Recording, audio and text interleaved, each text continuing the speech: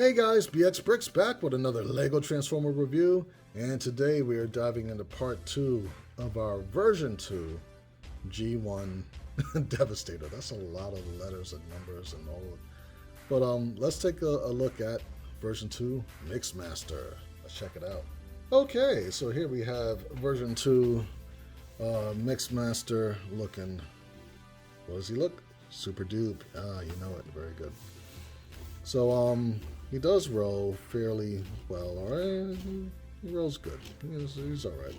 But what it is that these wheels right here, you want to get the low profile ones. I think this one is like a kind of a higher profile. So when you put them kind of close, they will, you know, kind of spin each other, which makes it difficult for them to go in the same direction. But if you get enough of a low profile, then they'll all roll quite well. See the front rolls good with no problem. It's just the back, you know. So for vehicle mode, of course, we got the little cement tank right here. I mean, it does technically spin, so that's pretty cool. Just after you spin it, just tighten it back up just in case, because it's not like spinning on like a Technic axle. It's stud friction. You see the connector ports right there. So yeah, to me, like I wanted to definitely bulk up these Constructicons this time around, so they look good in robot mode as well as vehicle mode. And version 1, that was a hot mess, but it was the best I could do at the time. So to get this guy into robot mode, what we're going to do is, let's see, I wanted to probably zoom out just a little bit, and I'll bring it up so you can see it. Alright, so you want to take these plates right here and flip them up like I've been doing on a lot of my recent Transformers, to kind of do this whole gimmick right there. So now these knees will sit a lot further into the leg that they've done before. Like, it's not just a giant block behind, you know, everything. Let me just get in there. These are really tight. Wow. Ugh. Try to keep this on camera. Ooh. Now the reason that they're tight is because of these clips, which I'm trying not to put too much pressure on. But these black clips in there, they're the older ones that I've explained in a couple of the other videos with the thick sides that come up straight on the sides. Those have more of a like clutch factor, so that way they're not weak or anything. Yep, and one of them popped up. So as you can see here, actually the whole thing came up. Alright, so kind of show you better with this. So yeah, you see how like these are flush from the base straight down? Those are the ones you want to get because they make these extra tight, and I have 2 of them, which I probably, if it wasn't a combiner, I would use the regular new C-clip style, or just do like one old and one new, but this is to make sure that it stays strong, so that's what that's there for. Alright, so that's nice and done in there. So as you can see now, before, my knees would probably sit all the way back here, but now they're more, just a little bit more into where it's not like a huge block in front of the whole knee. That was the idea of that. I'm gonna take the little toes right here, flip them up, and then we'll slide them in a minute. Let me just separate these. And then you could take these because they're only on one clip, and these are actually these are also the older style, so this might actually give me a little bit of a, yeah, it's not impossible, but it's pretty tight. It's pretty tight. So we're just going to slide that to the other side. Make sure it's on there tight. And the idea to slide that is don't just push this way. You want to kind of push this way to where you're holding this down as you're pushing the foot, you know, to the side. With this, we'll probably, no, I do want to actually flip that around, so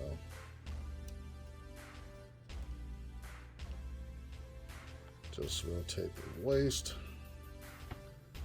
Very good. And then for the arms, see they're not connected up there, that's great. You all got these rotating shoulder things going on. So then you can bend down the elbow, rotate the wrist. Like so, probably bring that in a little bit more. And do the same on the other side. Rotate down at the shoulder, probably get that nice and flush. Very good. Now rotate the wrist out. Doing good. I'm probably use this ankle articulation just to get him a little bit more planted. Get his toe down. Very good. Toe down. Looking good. So the next part right here. Got his head right there. We're gonna take out these little head cannons, which I probably want to bring up a little bit now so that we can see everything.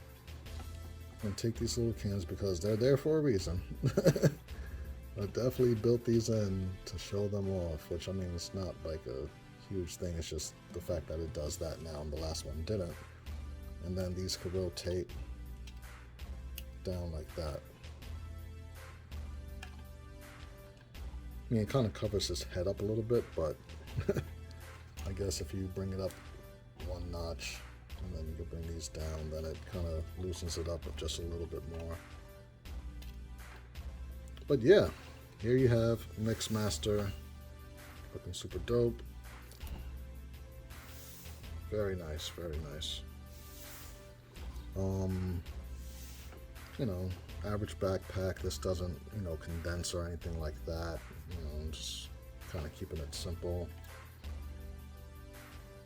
Here's from the back. I didn't do this with a scrapper because I mean you kind of get an idea of how he's built based off of my scoop design. But as you can see, these guys, they all went to the gym, they bulked up. They're not as fragile, they're a lot more G1 accurate, of course. Yeah, I'm loving these guys, so if you love them too, let me know in the comments below. No real hollow spaces in there, but you can kind of see how the engineering works a bit. You know, you have, let me try to get this guy there. So you can see like you got like a clip and hinge there, another clip and hinge more so for just the shoulder, I mean not the shoulder, the knee pad, and then how these transform into that. So yeah, it's giving you a little bit of the secret sauce there. And then you got the little ankle articulation, of course. So let's get into articulation. So with this, he has 90-degree knee bend, and then you could do it even more so because of the nature of the knee transformation if you really needed to. Legs, you pretty much know how these go. Forward that much, back all the way. There's nothing really messing them up with the backpack or anything like that.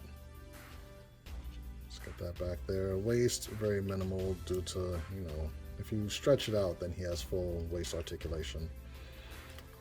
Shoulders, of course, on ball joints.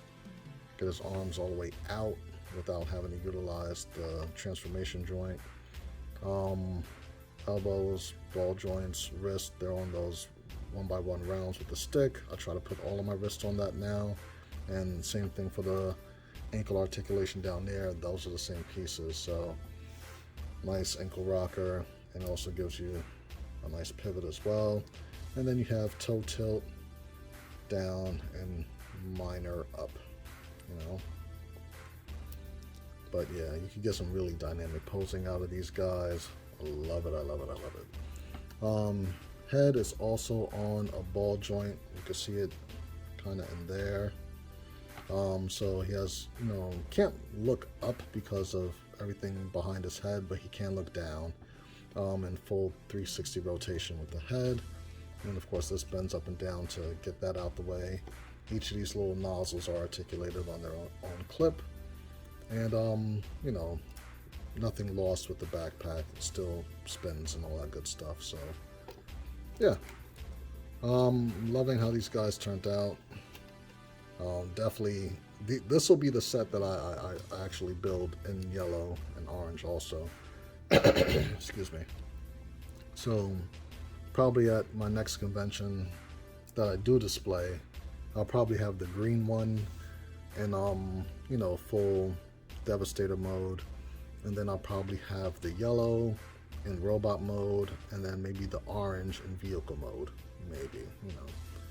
I honestly don't have space for that, because when you look behind me, there's about 250 built in 2 bookcases. I already got the video, you know, in the channel, so go check that out. But I have no space to put, you know, all of that stuff, so even if I build it, I sadly probably have to put it away in like a closet or something, which is horrible. Man, I really gotta figure that out. Either way, I'm trying to blow through these. So here is Mixmaster. Now we're gonna put him back into combiner mode, right? So for that, you definitely want to ratchet these up, and these are pretty much the same joints that are right here as well. Bring these back down. For the shoulders, it's going to probably be, they're pretty much the same thing, where I go up like this. I'm so glad to be able to like bring these to you now so that you can see everything.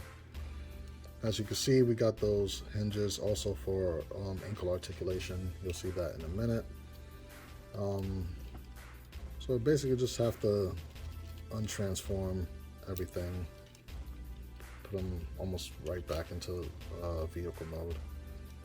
So remember, the crotch has to go forward in vehicle mode just to kind of stay flush with everything. Alright, we got that. The next thing that we're gonna do, I kind of feel like these have to, yeah, that's what these are gonna kind of do. So, oh, you guys can't even see that. Let me bring the camera up a little bit more and just set him so he doesn't fall in the meantime. Get that up, tighten, cool. So what you want to do here is to make sure everything stays tight, rotate the wrist, and then you're going to basically peg them into the back of this, like so. So that's what that'll look like on both sides. Do this just so that, you know, this added stability. It's not 100% necessary, but I've messed with this a bit, and it does help, you know.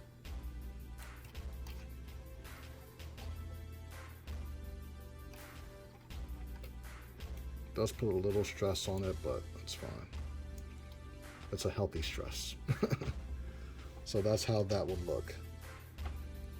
All right, let's finish off the bottom here, because this is where everything kind of comes together a bit more. Remember, you want to rotate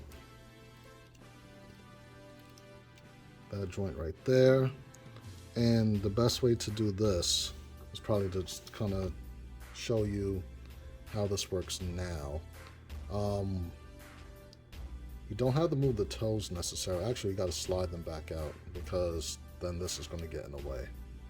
Try to keep everything on video. So you want to bend right there at this top hinge, that gray one right there, like that. So this way the toe kind of puts some pressure on that, so that I mean, that plus the fact right here it can't really bend up any further than that. And then you can put this back down. So we're going to do that on both sides. So get that going. Just very tight. I'll probably just kind of keep that straight.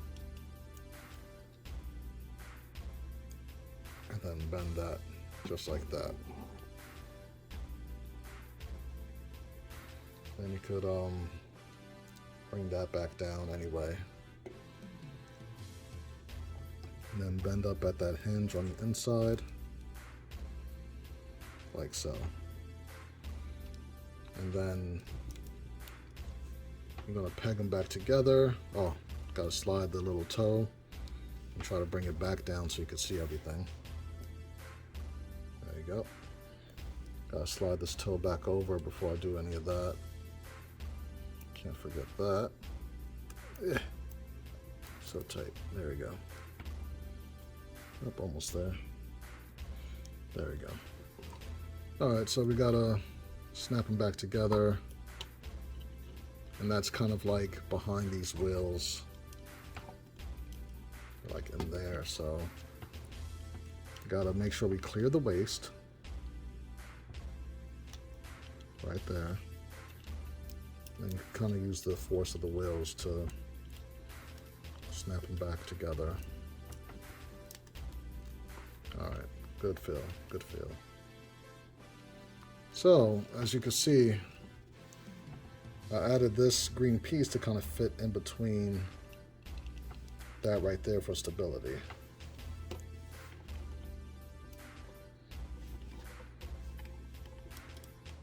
Make sure everything is good. Very good. Now, what I'll also tell you, it's not 100% necessary, but it does help.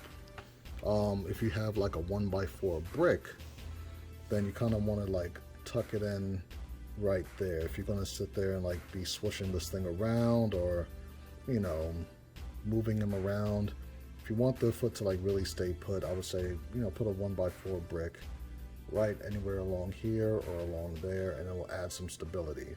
Like when I go to a convention, he'll have that 1x4 brick there. As I'm putting him in the shelf behind me, I don't really need to do that, so, you know, it is strong enough on its own. So being that this will be the left leg of Devastator, as you see, we got these ankle pivot joints right there. He can have ankle pivot that way. Oh, excuse me. So as you can see, you know, we got the bottom half of Devastator, and then, you know, it'll have the leg pieces right there that plug into that. Yeah, so that'll work out pretty well, just so that you can see what he looks like on the other side. You know, it's still just like a scrapper, kind of disconnecting the hinge points there. So I try to also design these similar to my Toy World Devastator. So I studied that a lot and kind of got an idea of what to do for that. So, but yeah, this piece right there added a lot of extra support, so that way when, you know, you're bearing down on this, it's not really going anywhere. So that's pretty dope. So here we have the bottom legs of, well, not well, both legs of yeah, the bottom, because you got the thighs and all that up there, of Devastator. So also the same thing, once everything is posted, I'll put the instructions on BrixMediaStudios.com so you can get everything. But everything does work now. I'm on like almost version 3 of this. Alright guys, talked long enough. I will see you guys next time. Peace.